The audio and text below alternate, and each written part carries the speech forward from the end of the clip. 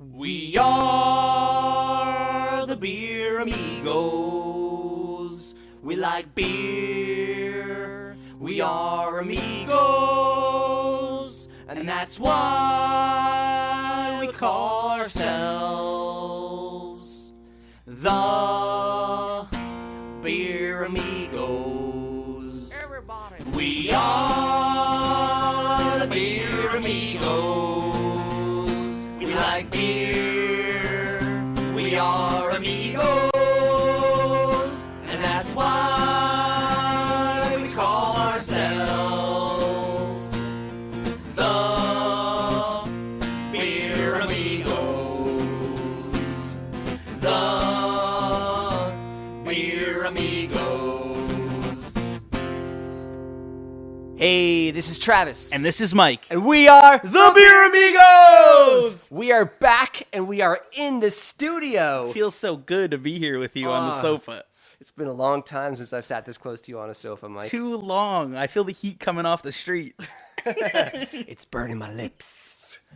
Anyway, so for quite some time, we've been podcasting live at the festivals, which we're going to continue to do, but we're going to try to get back into podcasting in the studio. Yeah, absolutely. I mean, I feel like this gives us a different element to our show. Allows us to, not that we don't have a format when we're going live off the cuff, but it's kind of a different ambiance, if you will. Yeah, it gives us more of an opportunity, I think, to explain what we've been doing individually and personalize the show a little more. Yeah, I mean, because we are the Beer Amigos, and this is our show. So let's personalize it, Mike. What have you been up to?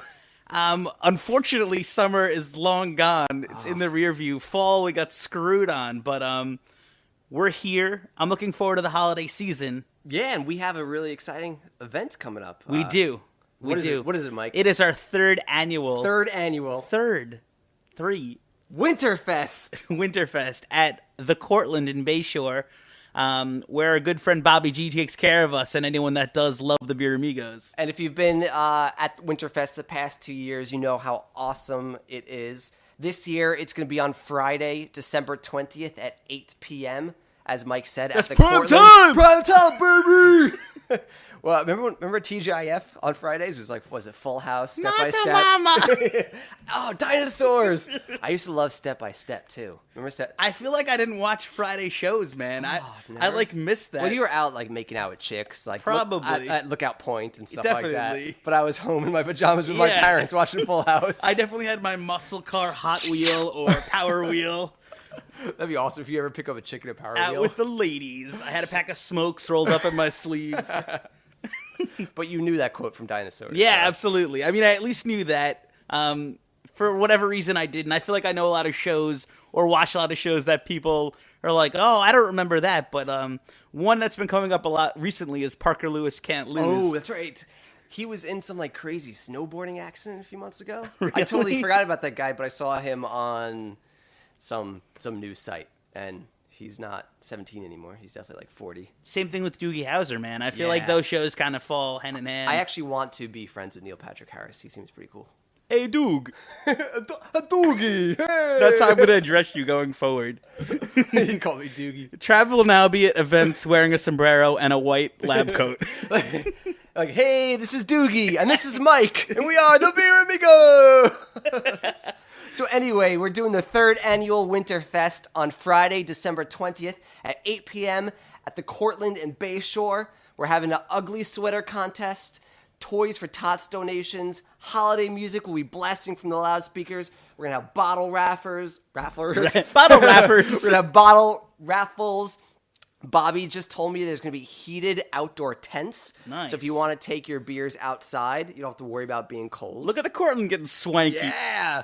And, as always, there's going to be a snow machine! Snow machine! So Bobby, he loves that snow machine. Crazy SOB. And like the past 2 years, we're going to have Long Island breweries bringing special, rare, or one-off beers specifically for the event, which is really exciting. It's good to know people. Yeah, so Mike, who's going to be featured at the third annual Winterfest? We will be having a beer brewed by our fine dudes at Long Island Beer Company. Love those guys. brewing out of Riverhead. They're bringing a cask of their winter ale, but for the event, they're adding extra cinnamon and adding candy canes, which is awesome. Batting second, playing shortstop, Spider Bite. Spider Bite. They're going to be back. They were there for the first year. We're really excited. We love Larry. We love his crazy beers. Yeah, that's a beer to be determined, so you're going to have to show up to find out. Yes. Great dudes. Gotta come. Great beers. Great times. Good times. And outdoor heated tents.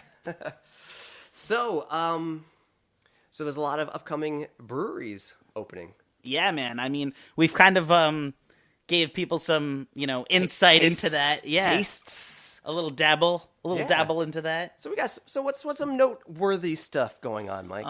Our friends at the Moustache Brewing Company, which you've heard on our show previously. We've interviewed Matt and Lori a multitude of times. The Spitzes. That's what Mike likes to say. The Spitz Eye. As members of Long Island Beer Malt Enthusiasts, and also, as their business partnership in Mustache Brewing Company.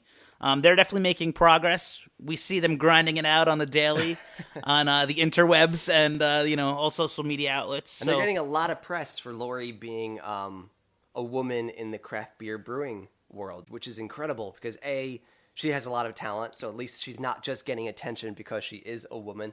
And B, it's just great to have more women in craft beer.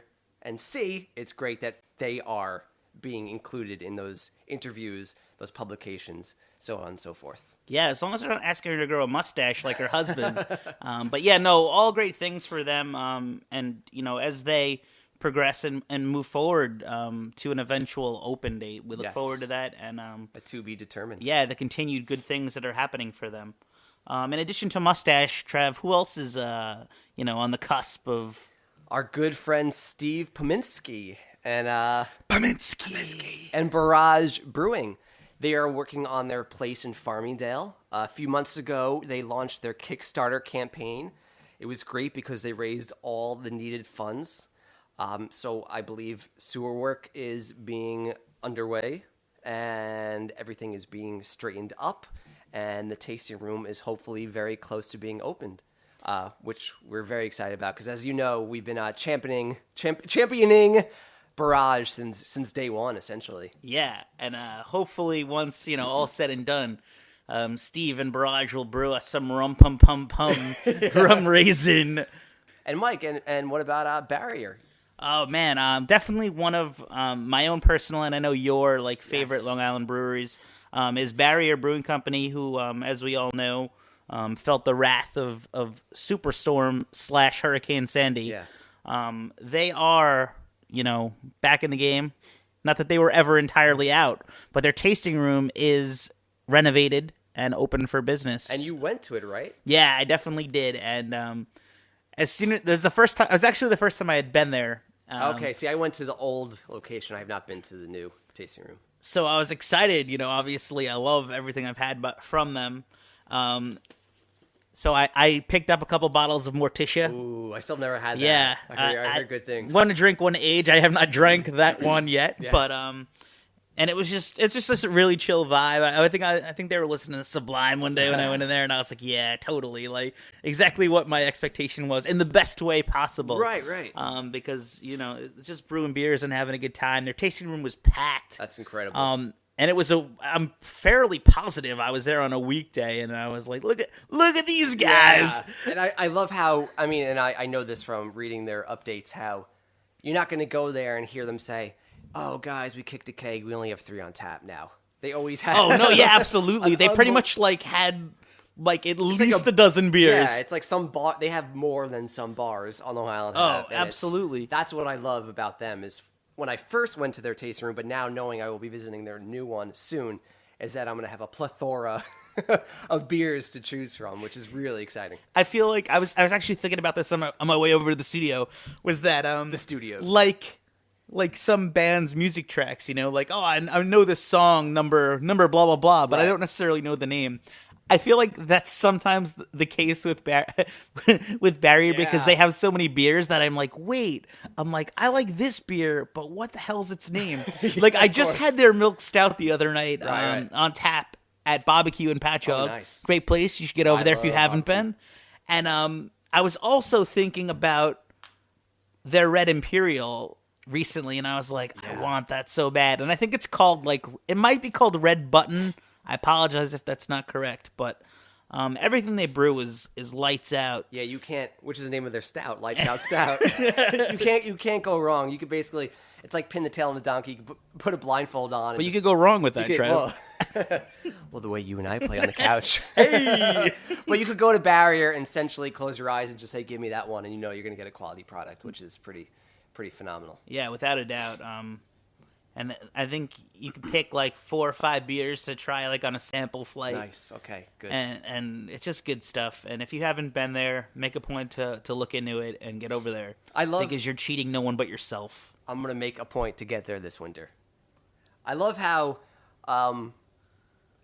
breweries are growing, obviously, and it excites me how a lot of brewing companies are trying new things. And what I thought was really cool was on Facebook the other day. I don't know if you saw it, but I saw how Long Island, on January 31st, February 1st, and February 2nd, they're essentially going to have like a tap takeover at their brewery where they're going to have 5 whiskey barrel-aged beers, obviously their beers. So 5 of their whiskey barrel-aged beers on tap in the tasting room, which I think is that's super cool because you and I always seek out barrel-aged beers. Everyone in the wintertime loves barrel-aged beer. So what a genius idea to say, we're essentially having a tap takeover at our brewery, at our brewery. Well, I feel like, they're big dudes. They're like, let's make big beers. Dude, if I could be as big as them, I think a lot of my worldly problems would quickly go away. Oh, man. In what regard are you talking about? It's like Clash of the Titans, like Andre the Giant and Hulkamania. They're just cool guys. And that's why I was, when they said they would do Winterfest, I was pretty psyched. I actually love those guys. Yeah, they're awesome dudes. I mean, I feel like seriously, I love those guys. You're like infringing on creepy though right now, dude. You should like sing a song about them. Wait, do you mind if I sing a song about it? I never mind when you sing a song. Okay, here I go. If I could be anyone, I'd be Long Ireland Beer Company. Their beers are magical, and they have large testicles, or at least I assume they do, since they're all really big, strong guys. If I could be anyone, I'd be Long Ireland Beer Company. Their beers are some of the best, and they have large hairy chests, or at least I assume they do, since they're all really big, strong guys. If I could be anyone, I'd be Long Ireland Beer Company. Oh Lord, if there's another life, I wanna come back and see Long Ireland guys, the Long Ireland guys.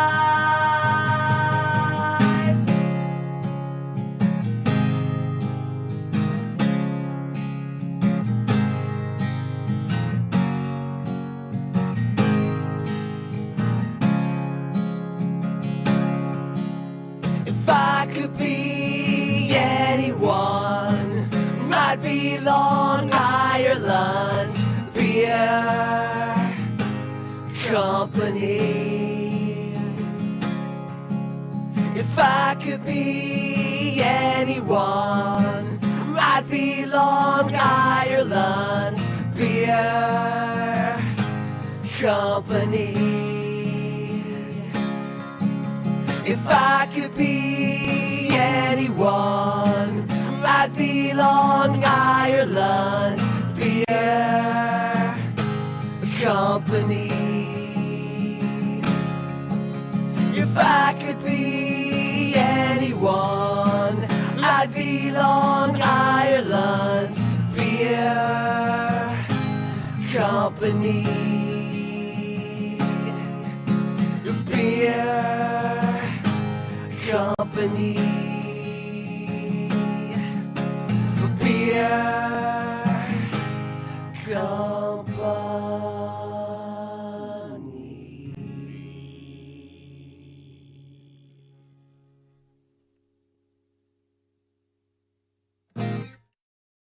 This is Bobby Gallinello from the Cortland, and you are listening to the Beer Amigos.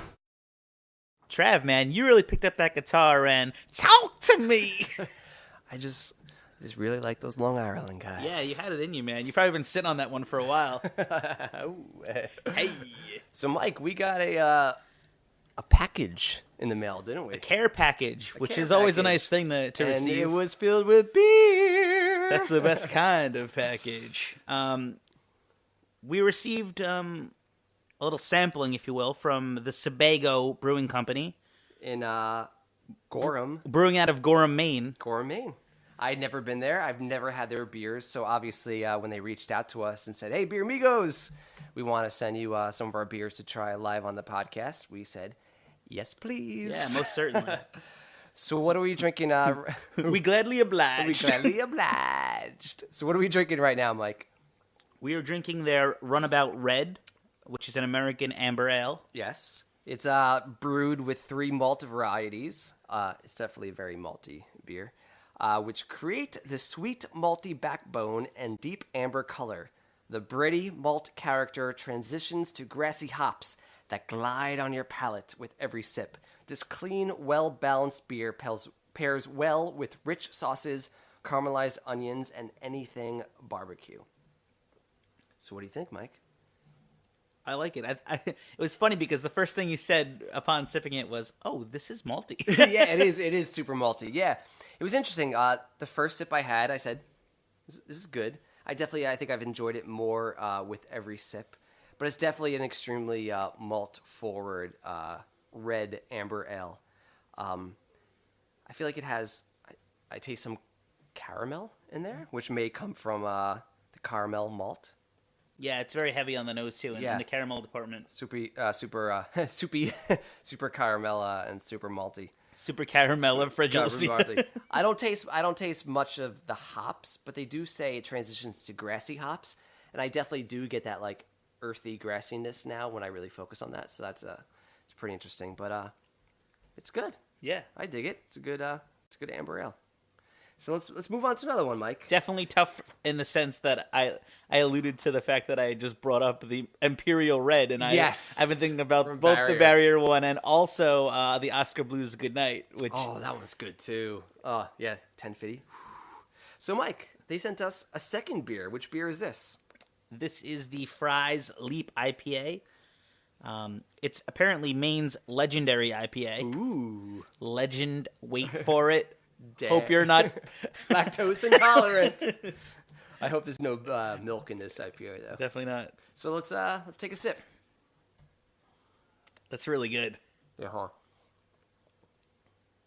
That is actually that is really really good. So this is the Fry's Leap IPA. It says it's an intense experience. It says when first brewed in 1998, there were only a handful of American-style IPAs in Maine. Today, Fry's Leap maintains a reputation throughout New England for the consistent hoppiness IPA drinkers have come to rely on. From the American caramel malt, which gives Fry's Leap IPA its golden color, to the unique and intense dry hopped aroma of pine and grapefruit, this beer is every bit as exciting as its namesake.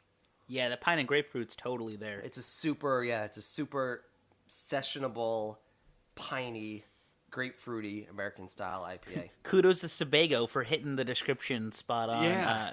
As you've heard on previous episodes, we're huge advocates for that because there's nothing worse than a falsely advertised beer. Like, okay, you want the beer to be that, but it's not that. This is exactly. It's good. It's good when you're what they're telling us. When your comments are exactly what they're what they're saying as well.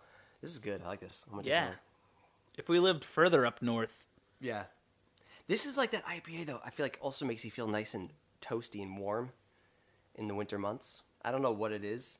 I don't know if it's the pine. Maybe it's the pine. It's like it's like when you're out taking a walk in the wintertime. Yeah. Smelling Christmas. You're like, there's Christmas nothing more trees. manly than that. Yeah, the smell of the Christmas tree, the wreath. So I don't know. This IPA is making me feel warm, toasty, and holiday-like. Yeah, this is good stuff. This is a really good one.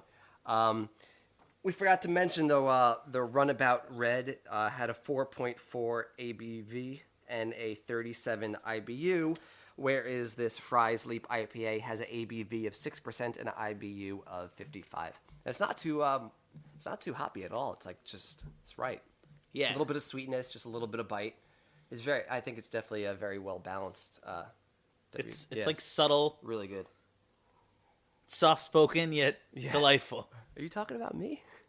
No, I was reading poetry on the air. All right, I'm gonna take one more sip because this is really good.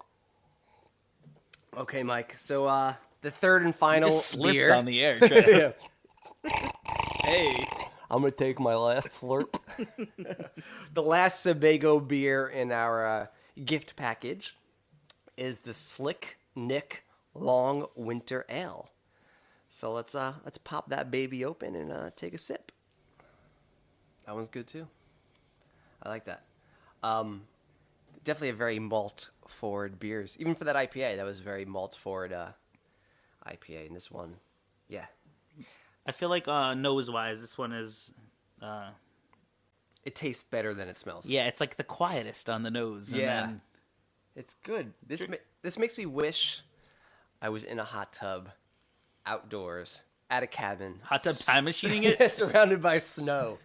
That's what this does. It's so malty. I love it. I do like this. I like this a lot. This ABV is 7.2%, IBU of 40.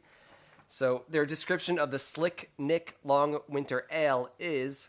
Slick Nick Long Winter Ale is a classic Sebago seasonal, warming up Maine winters since 1998. Best enjoyed when nature's at its worst, Slick Nick Long Winter Ale's smooth body offers malty warmth and a touch of hop character. Another reason to be thankful for this season. And it says, this robust ale is dedicated to the hardy souls who call summer the off-season.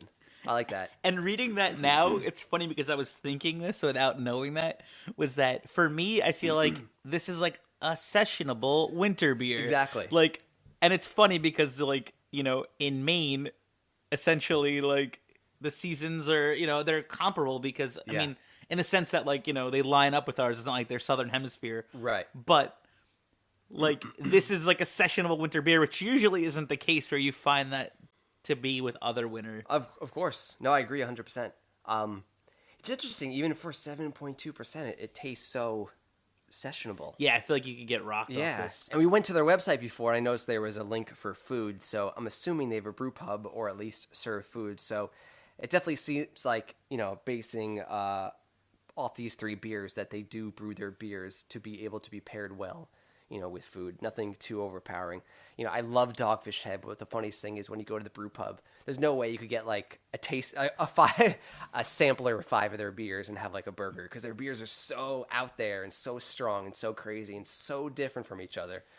It'll make you feel like crap if you have 5 different Dogfish Head beers. Unless if you really want a burger. Yeah, I guess if you really want a burger, but these beers are nice. They're malty, they're sessionable, they're smooth. They're smooth. They're smooth, good beers. That's exactly what I would say. So, Mike, what was your favorite of the three? We have the Runabout Red American Amber Ale, the Fry's Leap IPA, and the Long Nick Long Winter Ale. A long Nick? You mean Slick Nick? I've had a few too many beers. Help! I would definitely say the Fry's Leap IPA. I think I'll go with that, too. I think the Long Winter Ale, though, is a very, very close second to me. Yeah, the Slick Nick, like I said, is if you want the essence of a winter beer, but without being, like, overwhelmed or... Yeah. That's the way to go. Yeah, but I do like it. And what's funny about this long... you know, Mike, I've had a few too many beers tonight. I'm done talking. The mic is yours. So why don't you reintroduce the podcast? Go for it. This is Mike. And this is Mike. And you're listening to The Beer Amigos. Don't forget about me. So we'd obviously like to thank Sebago for sending those beers our way. if you happen to be an interested party, please reach out to us at thebeeramigos@gmail.com or private message us on the Facebook. Winky face. Facebook.com/TheBeerAmigos or Twitter.com/TheBeerAmigos or Instagram.com/TheBeerAmigos. Always the Beer Amigos, all the time. And we'll be right back. Hey, this is Travis from the Beer Amigos, and you're listening to Travis and Mike from the Beer Amigos. Trav, what are you doing? Oh, sorry.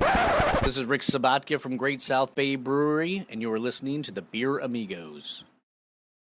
And we are back. Tag team back again. Check to the rec and let's begin. Party on, party boober, let me hear some noise. Travel Mike in the house. I think we're in the wrong career, Mike. I think we need to become rappers. Yeah, I mean, the way we just rock the shit out of that microphone. We got the look, so, Yeah. we're tough. We're no Long Island guys. Yeah, definitely not. But on Sunday, November 10th, my wife, Melissa, and I actually went to the second annual Greenport Harbor Oyster Festival. Any excuse for this big old boy this guy Doogie, any excuse for Doogie to go to Greenport Harbor is an excuse Doogie will take. Hey, Duke! Duke! And Greenport Harbor is such an awesome time, and I know that I was there early this summer for their anniversary party. Which I miss. I mean, and all, it's a drive, but it's well worth it, not only for the brewery, but just the ambiance of what Greenport Harbor has to offer. Agreed. And this event was from 12 until 6, and my wife, Melissa, and I say we got there around 3. And it was funny because we parked the car, and it's like the second I open the doors, the wind starts blowing, and the rain starts coming down. And I heard earlier in the day, it was like drop dead gorgeous. You're like, are we here to eat oysters, or are we filming Deadliest Catch? Ooh. Did they ever do an episode in Greenport? No. But it probably felt like that. Yeah. You were like, you saw the whale swaying on top of Greenport Harbor Brewing Company, and you were like, damn, we're in for some trouble. So I knew I was in for a good day because I start, walking towards the brewery, and I'm hearing the sounds of 80s hair metal coming from the live band that they chose. I want to rock! Rock! And the band was great. The singer was incredible. The lead guitarist was amazing. They were actually like a really good metal band. So that got me psyched right away, obviously. And they had their oyster stout. Greenport Harbor had their oyster stout on tap. I don't know if this is the first time ever brewing it. I don't know if they brew it yearly for this event, but I've definitely never had it. And I enjoyed it a lot. And they also had local fresh oysters available for purchase. You kind of alluded to this when you went, but you said the actual fishermen and whatnot were teaching people how to chuck and that is correct. And properly eat an oyster. Yes, we actually missed the shucking demonstrations, but they did have that earlier on in the day. But I did get to enjoy some fresh oyster. Nice. That's something that I recently discovered this summer when I was at Savor, which I was fortunate enough to go to. It pretty much, I was psyched about the Three Floyds and I was psyched about my oyster introduction. I love seafood, shellfish, but I'm always apprehensive about going raw. The gentlemen that were serving them at Savor were kind enough to be like, try this out. You're not going to be disappointed. So I put on my big boy pants and I threw down, and I definitely didn't regret it. And it's something I've been craving kind of since then. Yeah. So I'm bummed I didn't get to go, but I'm really glad you got to spend a day with your wife and thanks, and have a great day overall. I got a really good opportunity to talk to both John and Rich, owners of Greenport Harbor, and as I've at least said to you, Mike, their integrity is real, and I think they're definitely brewing beer for all the right reasons, and thankfully their product is extremely strong, in my opinion. Like, I love everything they brew, I love everything they're about, and I'm a very big Greenport Harbor fan. But what was great was I had an opportunity to talk to them, and they discussed how they're in the process of brewing a 100% Long Island ingredient beer. Obviously, this will include malted barley grown on Long Island, hops grown on Long Island, etc., etc. They mentioned that they want the beer to taste like it came from the ground in which it's grown from, which is incredible. I mean, that makes sense. When you're out of town, you don't want a bagel because it's not from New York. Right. It's very evident that taste variance, from area to area. So we know that from a produce standpoint, right. And Blind Bat's been using fresh local ingredients. Yeah, the ground totally yields, something specific to that area. So why not celebrate that? So obviously it's a beautiful thing that Greenport Harbor's doing this. Exactly. And if you recall, back at the Blue Point Cask Ales Festival on April 13th of this year, John and Rich talked about how they actually wanted to brew this 100% Long Island ingredient beer. So I think we should go back in time and replay that interview, which just so happens to be one of my favorite Beer Amigos interviews from 2013. Trev, hop on the DeLorean. Turn it back to April 13th, 2013. Let's go.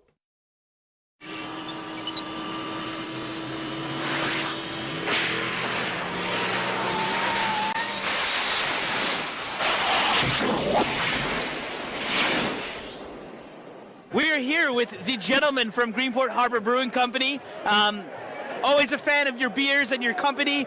We've done a few sessions at the Coliseum where we've discussed different things. But here we are with John and Rich and Christian. Not drinking one of your beers yet. I have the Other Side IPA. But let's talk about the Other Side IPA, which was recently received some accolades.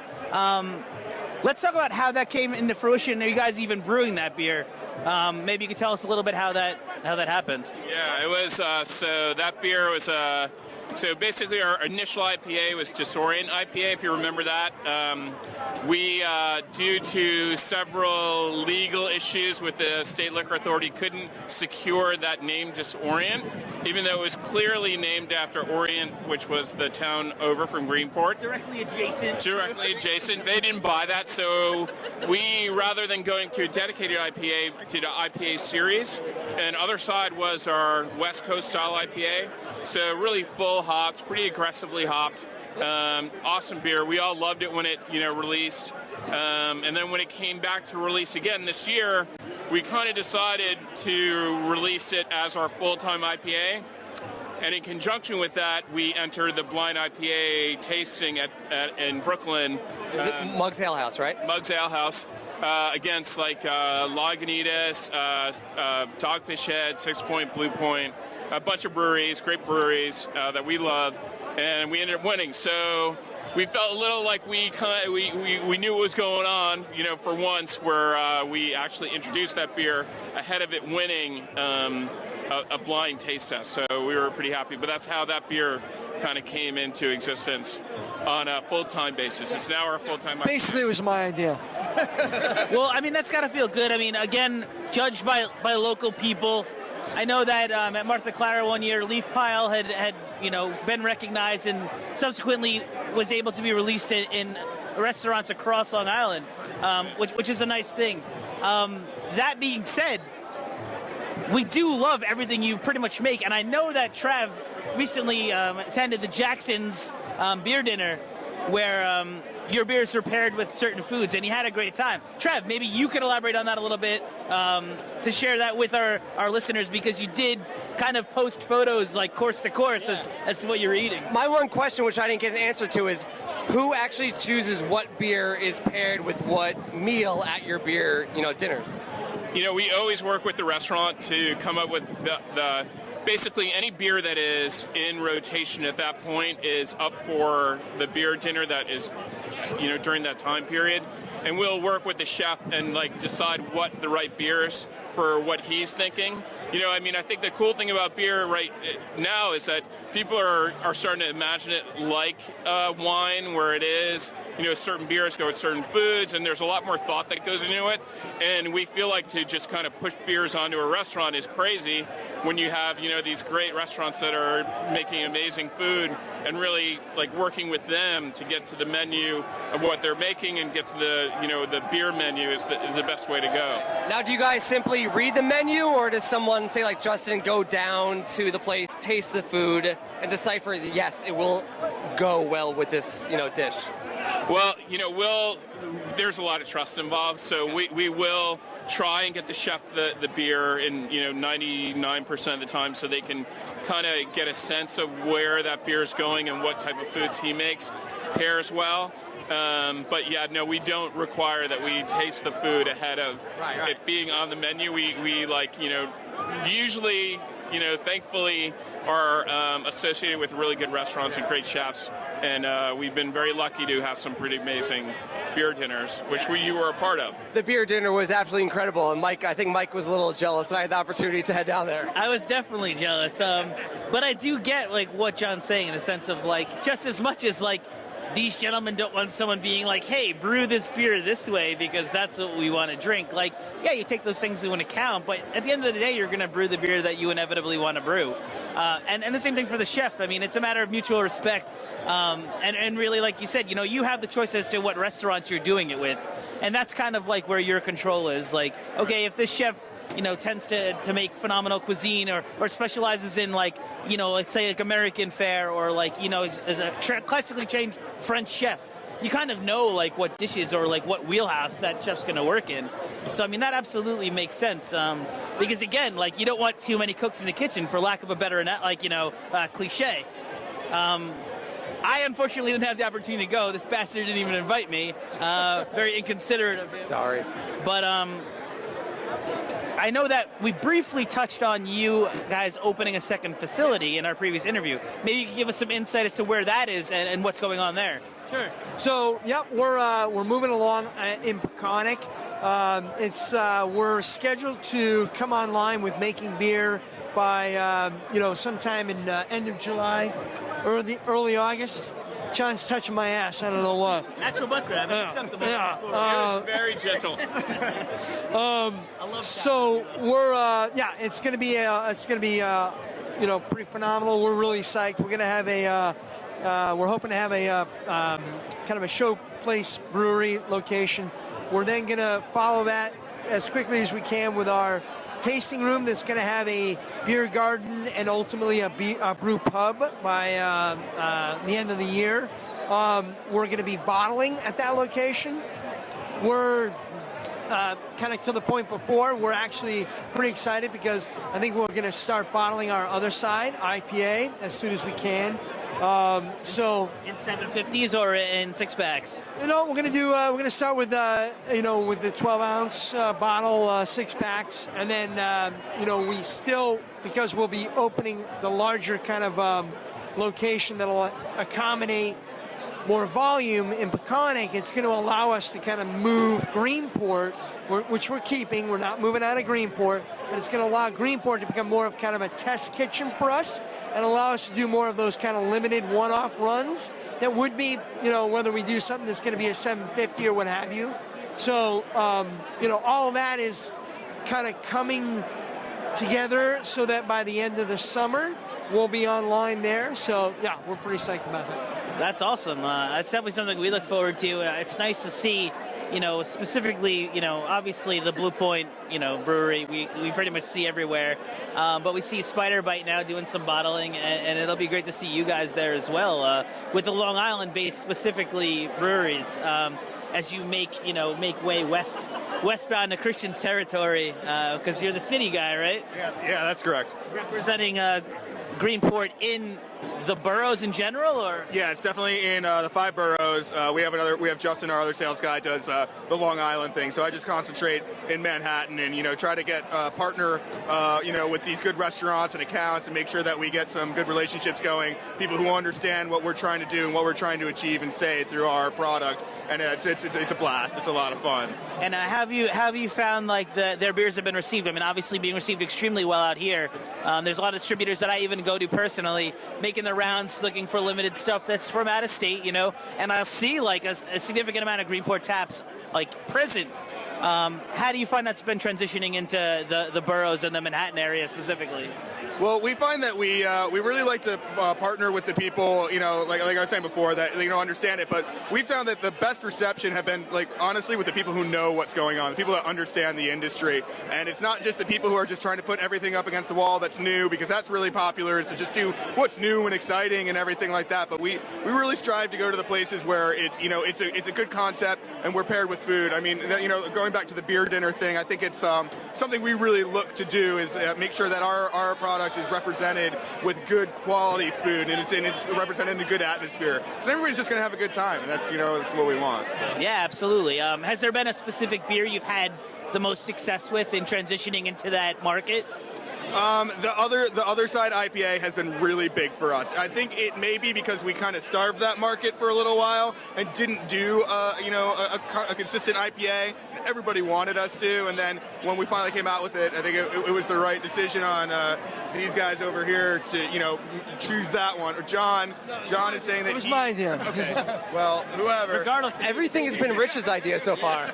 It was a great decision, whoever's it was, because everybody was looking for that, and they really wanted that kind of accessible, really good, local IPA. So, and it's not to say we're exclusive in that. There are a lot of good IPAs out there, but that has really been a big, a big mover for us. I'm not exaggerating when I say my wife talks about the other side IPA at least once a week. more than you. Yeah, she doesn't get the opportunity to have it once a week, but she mentions wanting it at least once a week. You're like, you turn around and she's like, no, the other side IPA, not your other side. And I mean, and an IPA is a great segue beer in general because, I mean, a lot of people, automatically they associate IPA with like hop heavy beers and so on and so forth. But it's a great beer category in general. It's probably the most known, from a craft beer drinker or even just people like introducing into that area, where they'll have that beer and then maybe come the fall the Black Duck Porter will be on and they'll be like, you know what, I'm going to have one of those because it's delicious and you should always have one of those when it's available. Yeah, I mean, I feel like, to your earlier point, the bottling thing and where we are with bottling, I mean, we're really looking to make beer. Like, we make the beer that we want to make. Black Duck Porter that you mentioned, we make year-round from day one. Porter's is not a year-round beer usually. People in the summer kind of view a dark beer as being a little bit too much. They want something lighter. We don't look at beer that way. We look at beer through our own kind of, goggles. So we, for that reason, make that beer year-round. We, with the bottling thing, we could have entered packaging much earlier. We decided we want to control all of our brewing and not contract brew out and have our bottles done somewhere else. So that is a big reason why we're so late to market, with our bottling, is because we want people that when they try any of our beers to be able to say good or bad that Greenport was, on the production side of making that beer. I mean, understandable. I mean, you want to control that, and I respect that greatly. I mean, from a brand integrity standpoint, like you said, everything that you make, everything you're putting out, you have direct control over. You guys are, calling the shots at the end of the day. Yeah, and I will say, too, that one of the things that we're really excited about is next year, I'm committed, and the brewery's committed to, we're going to be actually making a 100% Long Island ingredient beer. So by next summer, we're actually going to be using malted barley grown on Long Island. We're going to be using hops grown on Long Island. We're going to actually it'll be a one-off style, but it will be a Long Island grown beer, much to the idea of kind of like owning where we are, and where we are is what we want the beer to taste like, and we want the beer to taste like the ground upon which it's grown. And that to me is really important because Long Island is growing in terms of a beer kind of centric place, a craft beer place. So it's next year there's going to be a lot happening, even more so than this year. And next year, it's going to be a 100% Long Island beer that we're going to be brewing. I mean, the ability to even leverage local crops and, local product in general is an amazing opportunity that not everyone can say. Like, they can't say they can do that. I mean, if you just even, stepping out of this immediate conversation, if you look at Paul at Blind Bat, he tends to use a lot of local ingredients like local potatoes. Or, he's a big stout guy. He's a Long Island potato stout today, a Saison, sweet potatoes. Probably You're drinking the sweet potatoes. Yeah. Saison right now. Yeah, Delicious. Probably harvest it out of our own soil. And again, I actually read an article prior to even coming here today that said it was actually in conjunction with wine specifically, but where soils directly affect the product. So Long Island, traditionally back in the day was a potato growing island, and there's great soil here in general. The wine business has boomed. So obviously the ability for the hops industry and, like you said, the grain industry to really take off exists. So why would you not use local ingredients? So, I mean, that's phenomenal, really setting the benchmark of reaping the rewards of local growth and supporting local businesses in every facet, from the ground up to finished product. So always a pleasure talking to you guys. And I must interrupt you, Mike, real quick. You guys have your 3-year anniversary coming up soon. 4-year. When may the 4-year anniversary party be? It's generally the second weekend of July. Okay. So I'm not sure what the date is exactly, but it'll be just about the second weekend. I think Greg Martin from Long Island may be at the 4th anniversary party. Do you guys edit this stuff? Yeah. Oh, fuck yourselves. So we'll definitely be there. I have unfortunately never been, but I'm coming. Greg Martin's going to be there, as drunk as he is now, if not more, and we look forward to that. This isn't the drunk Greg Martin. This is the sober Greg Martin. This is actually sober Greg Martin. Yeah, but listen, out of everybody, listen, we cut our teeth with the guys from Greenport Harbor. So I don't even know what you were talking about when we came in, but we love these guys. We went to our first CBC, Boston, Massachusetts, 2009. These guys weren't open yet. We were just open. We got drunk on the ferry coming back home, and we've been friends ever since. So it's all good for them, man. I thought Dan was going to kill me, but then I realized he's the nicest guy. Yeah, I don't want to be in a dark alley with Dan, but once you get to talk to him, you realize I don't mind being in a dark alley with Dan. You're like, I want that guy on my side. Dan's a horse. He doesn't know how big he is. That's the problem. So as always, we really enjoy talking to the Greenport guys, the Long Island guys, and we look forward to doing it again in the near future. Until then, keep it clean. Cheers, boys. Cheers. Wash your balls. Hey, fellow beer geeks, this is Dave from Bellport Cold Beer and Soda, and you are listening to the Beer Amigos. Here's some upcoming featured events. On Saturday, December 7th, from 2 to 8, the 3rd annual Sleigh Ride Pub Crawl bus trip, stopping at Great South Bay, O'Reilly's Pub, Hoptron Boutique, TJ Finley's in the Tap Room. It's $45. You can visit libeerbus.com for more information. On Tuesday, December 10th, from 8 to 10:30, The Good Life will be hosting a 4-course beer dinner. The Good Life is located in Massapequa Park, and you can find out more information and purchase tickets at thegoodlifeny.com. On Wednesday, December 18th, from 7 to 10, TJ Finley's will be hosting the Shipyard Ugly Sweater Beer Bash. For more information, visit tjfinleys.com. On Friday, December 20th, from 8 till when Bobby kicks us out, we'll be having the 3rd annual Winterfest with the Beer Amigos, located at the Cortland and Bayshore. On Tuesday, December 31st, from 8 till 4 a.m., The Good Life will be hosting their New Year's Eve 6-course beer dinner, followed by an open bar. The Good Life, again, is located in Massapequa Park. For more information, visit thegoodlifeny.com. That wraps up another episode of the Beer Amigos.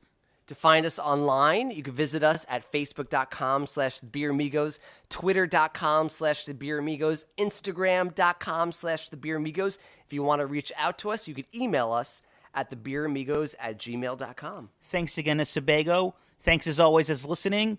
We hope to see you in the near future, hear you in the near future. Let's make this happen, people. 2014 is going to be a good year. And we want to see you at Winterfest on December 20th at the Cortland. Bring your green hat.